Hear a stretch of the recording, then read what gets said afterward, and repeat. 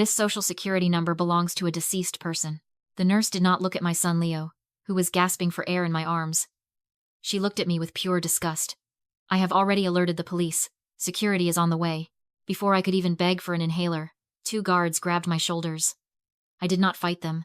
As the handcuffs clicked shut around my wrists, the sterile hospital room dissolved, and I was suddenly 18 years old again, standing on a porch in the pouring rain. My stepfather, Enzo, stood in the doorway, kicking 2 black trash bags into the mud. I have fed a stray dog for 10 years, he sneered, wiping his hands as if I were a disease. The charity lease expires tonight. Get out before I call animal control. Back in the hospital, the officer tightened the cuffs and read me my rights. He waited for me to scream, to cry, to make a scene, but I just stared at him with the cold, dead eyes of a woman who had been waiting 14 years for the other shoe to drop. I was not afraid of going to jail. I had already served my time in a prison built by my own family. People always asked me later, "Why didn't you just run away?" They did not understand the math. You see, most abusive parents hit you with their fists. Enzo hit me with a calculator. From the time I was 7 years old, I was not raised. I was audited. I remember one dinner when I was 16. I had spent the entire afternoon scrubbing the campaign office floors because Enzo fired the cleaning crew to save the budget. My back ached, and my hands smelled like industrial bleach. I sat at the end of the mahogany table, my stomach growling loud enough to be heard over the clinking silverware. Anita, the woman I called Mom, silently slid a small steak onto my plate. I picked up my fork, desperate for the protein. "Stop," Enzo said. He did not raise his voice. He never did. He just lowered his newspaper and looked at the meat on my fork, like it was a piece of gold I had stolen. "That steak cost $6.40, he said, his eyes drilling into mine. "That is 20 minutes of my life I spent listening to a moron donor complain about zoning laws. I sold 20 minutes of my existence to buy that meat." I froze. The hunger died instantly, replaced by a heavy, familiar stone in my gut. "Eat it," he continued, gesturing with his wineglass, "but chew it slowly. You are eating my retirement. You are eating the vacation I promised your mother. Every bite you take is something I am subtracting from this family." I ate it. I had to. But every swallow felt like I was stealing. That was his genius. He did not make me afraid of him. He made me ashamed of my own survival. I grew up believing that my breath was a luxury I could not afford. The bill for my existence only got higher when I looked at Julia. My stepsister was 2 years younger and lived in a different universe under the same roof. While I was working off my debt by cleaning the gutters, Julia was in the living room unboxing a designer handbag that cost more than my entire wardrobe. I walked past her with a mop bucket, trying to be invisible. She was setting up her ring light, adjusting her hair for her 3,000 followers. She glanced at me, then at the camera lens, then back at me with pure annoyance. "Can you breathe somewhere else?" she snapped, waving her hand in front of her nose. "You smell like bleach and desperation. You are ruining my live stream aesthetic." I did not fight back. In my head, the ledger was clear. Julia was the asset, the pretty, sparkling daughter who looked good on campaign flyers. I was the liability, the bad investment, the debt that never stopped accruing interest. So when the police cuffed me in that hospital, part of me was relieved. At least in prison, the food was free. I sat in the interrogation room for 3 hours, staring at my reflection in the two-way mirror. I looked like a criminal. Tired, dirty, defeated. I was calculating how I would explain to my son that Mommy was going to jail for fraud. Then the door buzzed open. It was not the local cop who walked in. It was a man in a charcoal suit that cost more than my car. He did not carry a notepad. He carried a thick, red file folder. He sat down, looked at the handcuffs on my wrists, and produced a small silver key. "I am Agent Vance, FBI," he said, unlocking the cuffs. "And you are not going to jail, Miss Miller, because Evelyn Miller does not exist." I rubbed my wrists, confused. "I know the social security number is dead." "I didn't know." "No," he interrupted, sliding a photo across the metal table. It was a grainy picture of a baby in a grocery cart. "I mean, you are not Evelyn. Your fingerprints from the booking station just hit the National Crime Information Center cold case database. You are Sarah Sterling. You were abducted from a Whole Foods parking lot in Tulsa in 1991. The room spun. I looked at the baby. She had my chin, my crooked smile. "If I was kidnapped," I whispered, my voice trembling, "why did Enzo keep me? Why feed a mouth he hated for 18 years? Why not just dump me?" Vance did not answer immediately. He opened the file and pulled out a yellowed document stamped by the state. "That is what I could not figure out," Vance said. until I pulled Enzo's tax returns from 1995. He tapped a line on the document. Enzo did not just hide you. He monetized you. Look at this designation. I read the medical jargon. Patient is certified, nonverbal, immunocompromised, and requiring 24-hour homebound care. He paid a corrupt doctor to certify you as a special needs ward, Vance explained, his voice hard. For 18 years, he claimed the maximum state subsidy for at-home care, plus a massive caregiver tax credit. You were worth $45,000 a year to him tax-free. The air left my lungs. Everything suddenly made sense. The homeschooling, the ban on sleepovers, the way Anita would panic if I tried to talk to neighbors. It was not strict parenting. It was quarantine. They were not protecting me from the world. They were protecting their income stream. My childhood, I said, my voice turning into ice. He did not steal my life because he wanted a daughter. He stole it because he wanted a tax write-off. Vance nodded. You were not a child to him, Sarah. You were a business asset. I looked back at the mirror. The tired, defeated woman was gone. In her place was someone else. Someone dangerous. Enzo had spent decades treating me like a liability. He was about to find out just how expensive I could be. Agent Vance picked up his phone to call the Sterling family. I reached out and covered his hand. No, I said, my voice steady. Not yet. Vance looked at me like I was crazy. Sarah, they have been looking for you for 30 years. They have a right to know. If I go to them now, I am just a victim, I said, standing up. I am the broken little girl Enzo stole. I do not want to meet them as a victim. I want to meet them as the woman who buried him. Vance slowly lowered the phone. He understood. This was not just about justice anymore. It was about reclaiming my dignity. To take down a sitting councilman, we need more than a DNA test, Vance said, opening his laptop. We need a kill shot. First, we secured the financial paper trail. It took Vance less than an hour to subpoena the original tax filings. Seeing it on paper was worse than hearing it. There, in black and white ink, was my value. Dependent. Sarah Sterling. Disability status. Total. Annual deduction. $45,000. He had claimed me on 28 separate tax returns. That was over $1.2 million in fraudulent benefits. But tax fraud takes years to prosecute. I wanted him destroyed now. I wanted him to lose the one thing he loved more than money. His reputation. To do that, we needed a witness. We needed Anita. We walked into the adjacent interrogation room. Anita was sitting there, looking small and fragile in her expensive cashmere sweater. She had been crying, but when she saw me, she did not apologize. She flinched. I did not know. She sobbed, using the same defense she had used my whole life. I just did what he told me. Save it, Anita, I said. Vance sat down across from her and checked his watch. He did not scream. He did not threaten. He just looked at her with pity. Mrs. Dawson, Vance said calmly. I just want you to know that Enzo is holding a press briefing right now outside City Hall. Anita froze.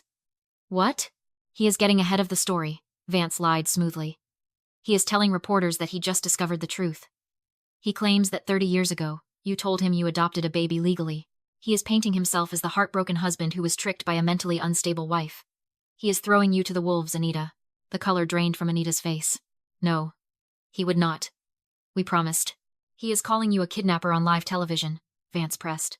He is making a deal for immunity by testifying against you. Unless you speak first. It was the oldest trick in the book. And it worked perfectly on a woman whose entire marriage was built on fear. That lying bastard! Anita shrieked, slamming her hand on the table. It was his idea. He drove the van. He picked out the grocery store because it had no cameras. Did he force you? Vance asked, signaling me to check the recording light. He threatened to leave me, she cried, spilling 3 decades of secrets in 30 seconds. He said having a disabled child would make him look sympathetic to the voters. He wrote the script. I have the diaries. I wrote down everything he made me do. I watched the red light on the recorder pulse steadily. It was the heartbeat of my revenge. We did not just have a witness. We had a confession, a motive, and a paper trail. I picked up the digital recorder. It felt heavy in my hand, like a loaded gun. Agent Vance, I said, putting the device in my pocket. What time is the campaign gala tonight? City Hall looked like a palace. Crystal chandeliers hung from the ceiling, and the air smelled of expensive perfume and roast beef. Enzo was in his element. I watched him from the shadows of the service corridor. He was shaking hands with donors, laughing that practiced laugh, looking every inch the future mayor. I did not need a ticket to get in. I did not need to hack a security badge. I just needed a black apron and a white button-down shirt. You see, for 18 years, Enzo treated me like a servant. He taught me that if you are quiet and hold a tray, rich people will look right through you. I was banking on that invisibility tonight. I walked right past the security checkpoint with a crate of champagne glasses. The guard did not even check my identification. He just pointed me toward the kitchen. To him, I was not a threat. I was just the help. Inside the ballroom, the energy was electric. Julia was in the corner, holding her phone up, live streaming the decorations to her followers. Anita was standing next to Enzo, smiling that frozen, terrified smile she had perfected over 3 decades. I moved through the crowd, clutching a tray of sugary sodas. My heart was hammering against my ribs, but my hands were steady. I was not here to serve drinks. I was here to deliver a bomb. My target was the audio-visual booth at the back of the room. A young technician with headphones was guarding the mixing console, tapping his foot to the music.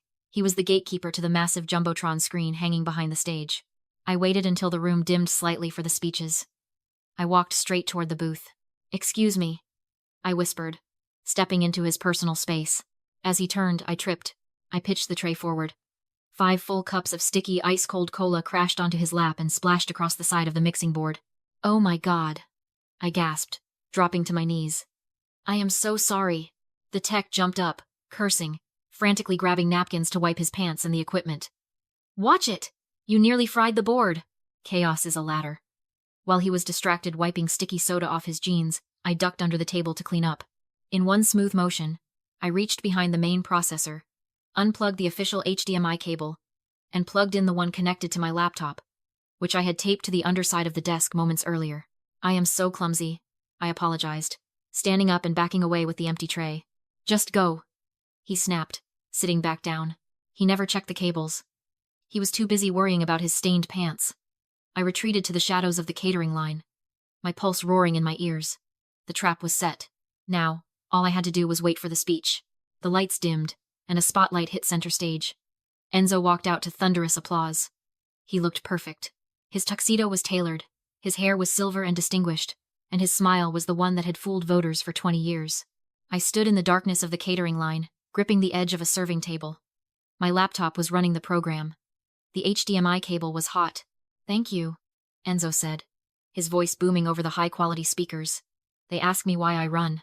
I run because I believe in the sanctity of the home. I believe that a man is measured by how he protects the vulnerable." He paused for effect. The donors nodded. Anita stood a few feet behind him, clapping mechanically, looking like a porcelain doll about to shatter. "My wife and I have dedicated our lives to raising children who needed a home," Enzo continued, placing a hand on his heart. "We know the cost of sacrifice. Now," I whispered to myself. I hit the spacebar on my laptop. A high-pitched screech of audio feedback tore through the room. The crowd winced, covering their ears. On stage, Enzo tapped the microphone, annoyed. "Is this working?" he asked. Then, the voice boomed out. Not his voice. Anita's voice. It was the recording from the interrogation room, amplified to deafening volume. "He made me keep her. He said she was worth $45,000 a year in tax credits. He called her his little golden goose." The room went dead silent. You could hear the ice melting in the glasses. Enzo froze. He looked around wildly, trying to find the source of the sound. Then, the jumbotron behind him flickered. The Vote for Enzo banner vanished. In its place, a split-screen image appeared, 20 feet tall. On the left, a police missing person poster from 1991. Missing child, Sarah Sterling, age 6 months. On the right, Enzo's federal tax return from 1995. His signature was blown up next to the line item. Deduction for permanently disabled ward. $45,000. A collective gasp swept through the ballroom. It sounded like all the oxygen being sucked out of the room at once. Enzo turned around and saw the screen. For a second, I saw his face crumble.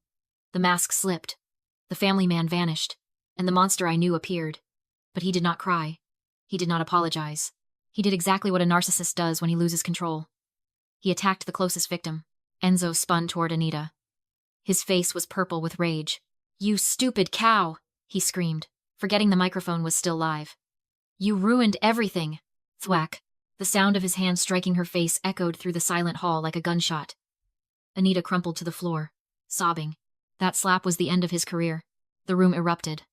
Donors dropped their glasses. Journalists rushed the stage, cameras flashing blindingly.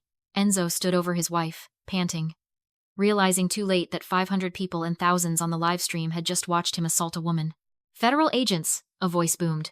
Agent Vance and a team of officers swarmed the stage from the wings. They tackled Enzo before he could take another step. As they wrenched his arms behind his back, he looked out into the blinding lights, searching for someone to blame. I stepped out from the catering line. I took off my black cap and let my hair fall. I walked until I was standing right at the edge of the stage, looking up at him. He saw me. His eyes went wide. He stopped struggling. I did not smile. I did not scream. I just mouthed 2 words. "Debt paid." As they dragged him away, kicking and screaming about conspiracy theories, I looked at the crowd. They were not looking at him anymore. They were looking at the screen, at the picture of the baby who had been stolen. I turned and walked toward the exit. I left my apron on the floor. I was done serving. The trial lasted exactly 3 weeks. It took the jury less than 2 hours to decide that Enzo Dawson was not a philanthropist, but a predator. I sat in the front row, holding my mother's hand.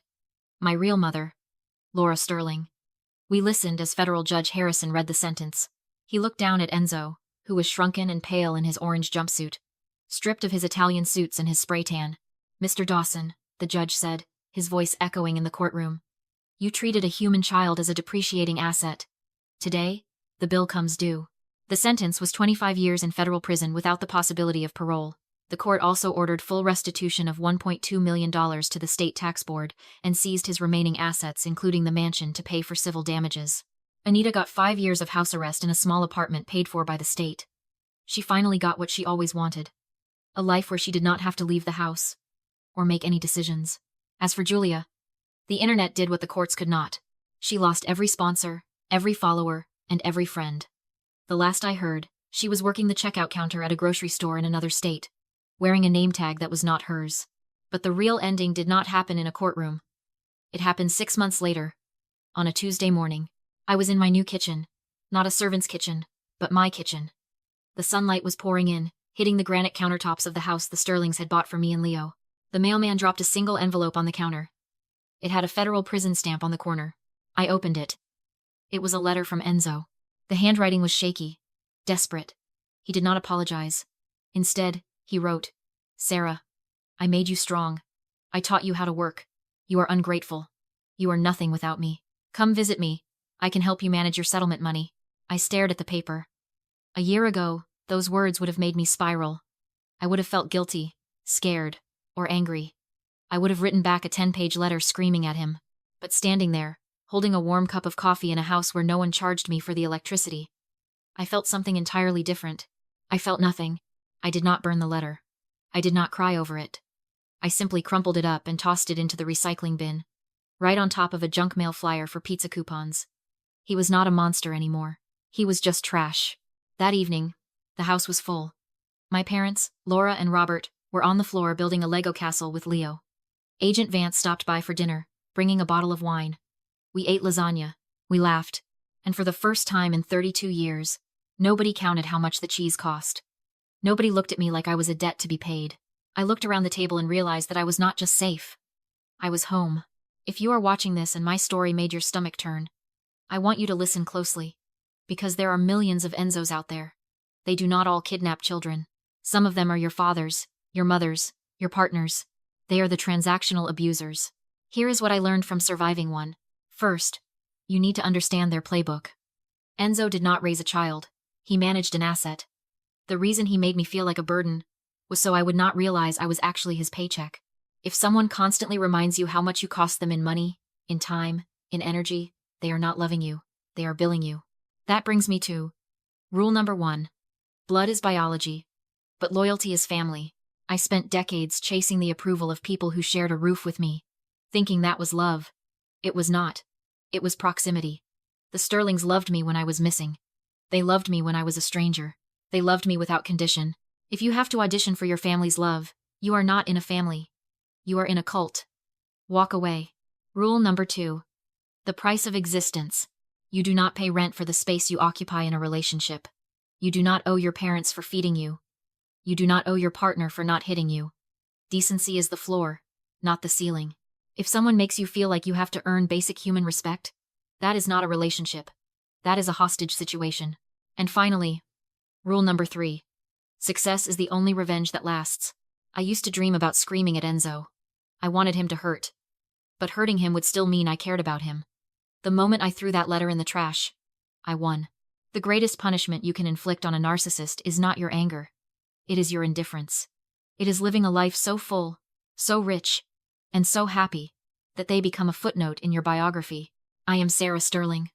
I was stolen, I was sold, and I was broken. But today, I am free. And if you are still trapped in that house, counting the cost of your own breath, I want you to know one thing. The lease is up. You can walk out that door. And you do not owe them a single dime.